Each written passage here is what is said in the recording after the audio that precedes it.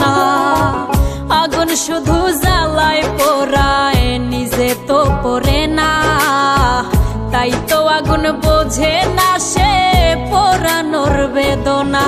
বন্ধু তোমার স্বভাব তো সেই আগুনেরই মতো, পোড়াইলা শুধু আমায়